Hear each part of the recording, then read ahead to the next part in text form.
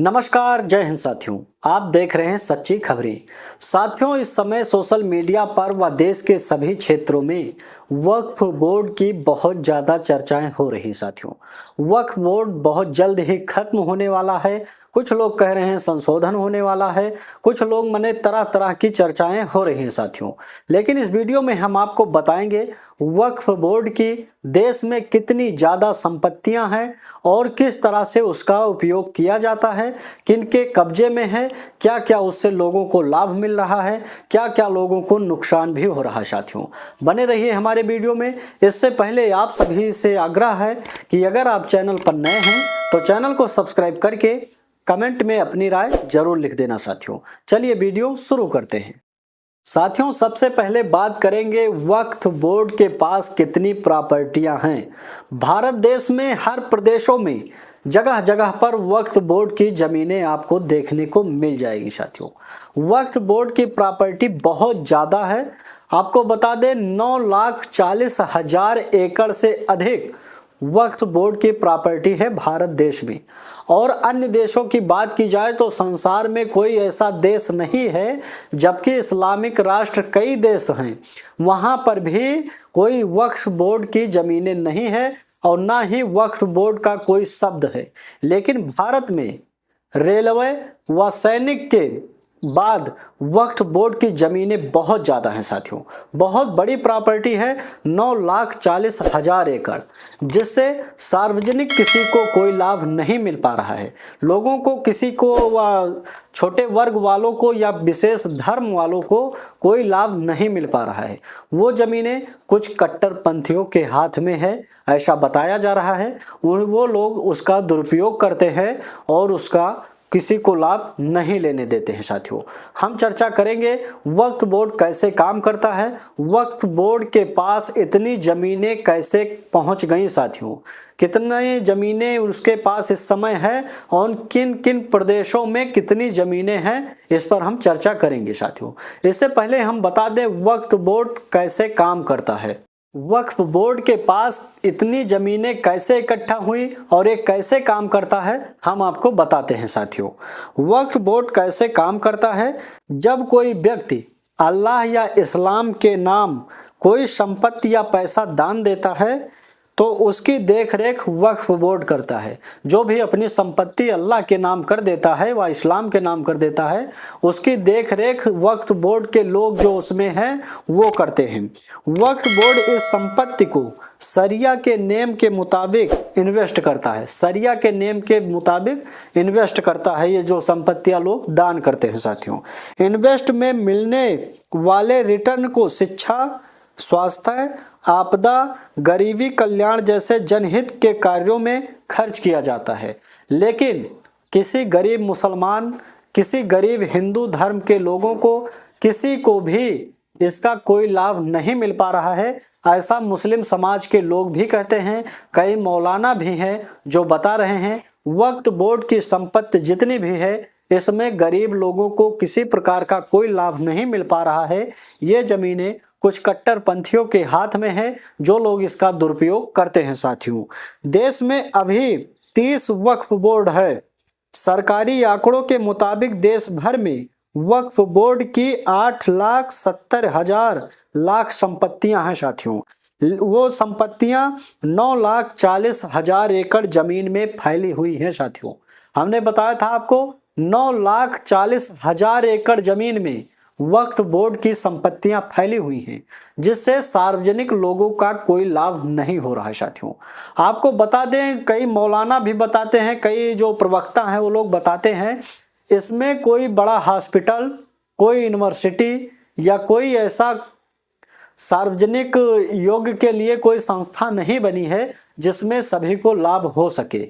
ये कुछ कट्टरपंथियों के अंडर में है और वो लोग इसका दुरुपयोग कर रहे हैं। साथियों, हम बात करेंगे किस जगहों पर, किन प्रदेश में कितनी अधिक प्रॉपर्टियां वक्फ बोर्ड के नाम है। साथियों, उत्तर प्रदेश की बात करेंगे, कितनी प्रॉपर्टी उत्तर प्रदेश में है, जबकि लगभग सबसे ज्यादा वक्फ बोर्ड की प्रॉपर्टी उत्तर प्रदेश में बताया जा रहा है। साथियों, वक्फ बोर्ड की प्रॉपर्टी जितनी है इतने में कई लोगों को बहुत ज़्यादा नुकसान का सामना करना पड़ा है।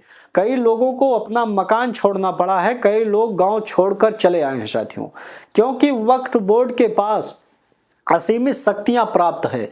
कांग्रेस सरकार द्वारा इन्हें कुछ ऐसी असीमित शक्तियां, कानूनी शक्तियां दी गई हैं, जिससे अगर वक्फ बोर्ड किसी की जमीन को, किसी के मकान को, किसी के दुकान को, किसी की आस्था जहां हो, कोई बनी हो मंदिर या गुरुद्वारा बना हो, अगर वक्फ बोर्ड वहां पर अपना दावा कर दे कि यह वक्फ बोर्ड की जमीन है, इससे अपना कब्जा हटाइए, तो उसे हटाना पड़ेगा, क्योंकि आपके पास कोई रास्ता नहीं है कि आप किसी प्रकार का कोई कार्यवाही कर सके। इसका अलग कानून कायदा बना हुआ है, इसका अलग ही कोर्ट बना हुआ है, उसी में जाना होगा। उसमें जज भी इन्हीं का, वकील भी इन्हीं का, ये लोग वहीं के बैठने वाले हैं। उसमें किसी को जीत नहीं मिल सकती है, वो हर हाल में जमीन इनको देना ही पड़ेगा साथियों। इसी बात को लेकर देश में करोड़ों लोगों को परेशानियां हुई, करोड़ों लोग परेशान हुए, रोड पर भी निकले कि इस तरह का जो कानून बना है इसमें या संशोधन किया जाए या वक्फ बोर्ड पूरी तरह से बैन किया जाए साथियों, पूरी तरह से खत्म किया जाए, ताकि आने वाले समय में किसी को घर के लिए ना तरसना पड़े, किसी को अपना गांव ना छोड़ना पड़े साथियों। इस बात को लेकर भारतीय जनता पार्टी संसद में बिल संशोधन का एक बिल पास कराने के लिए पेश की, लेकिन वहां पर कुछ कट्टरपंथी थे और कुछ वोट के चक्कर में कई नेता ऐसे थे जो वक्फ बोर्ड का समर्थन कर रहे हैं साथियों। अभी उसकी संसद में सुनवाई हो रही है, लेकिन पूरी तरह से फाइनल नहीं हुआ है साथियों।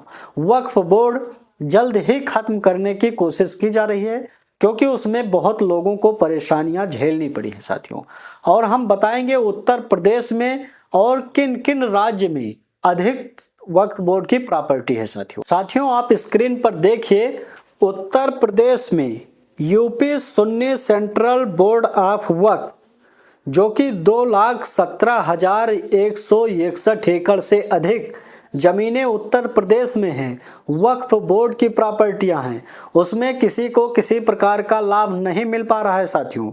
और बात की जाए कर्नाटक की, तो कर्नाटक स्टेट बोर्ड ऑफ औकाफ, जहां पर 62,800 से अधिक एकड़ जमीनें वहां पर है वक्फ बोर्ड के नाम, जिसे किसी गरीब को वहां पर भी कोई लाभ नहीं मिल पा रहा है।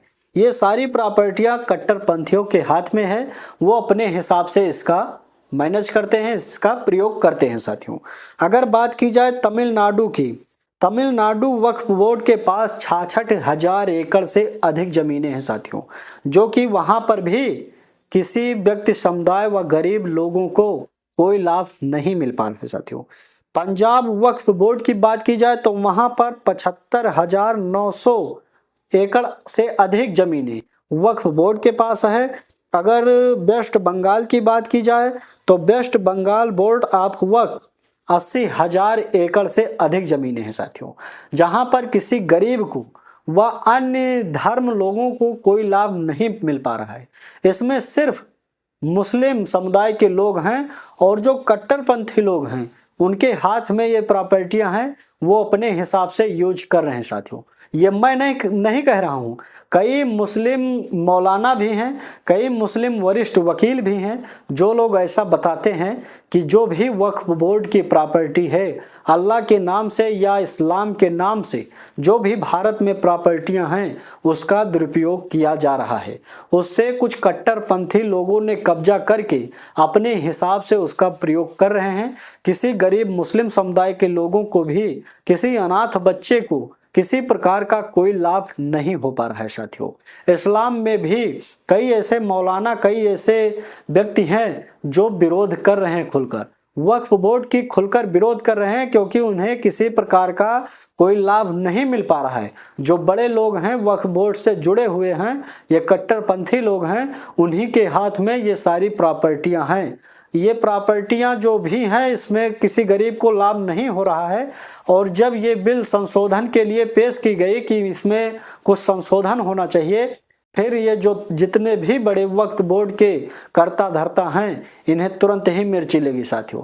ये लोग परेशान होने लगे, तुरंत ही बहस चलना होना शुरू हो गई साथियों। लेकिन आशा करते हैं बहुत जल्द ही वक्फ बोर्ड पूरी तरह से खत्म किया जाएगा। अगर पूरी तरह से नहीं खत्म किया जाएगा तो इसमें कुछ कानूनी संशोधन होना जरूरी है साथियों। आप कमेंट में जरूर बताना, वक्फ बोर्ड पूरी तरह से खत्म होना चाहिए या इसमें संशोधन होना चाहिए साथियों। बस इस वीडियो में इतने ही, फिर मिलेंगे अगले वीडियो में। जय हिंद, जय भारत, जय श्री राम।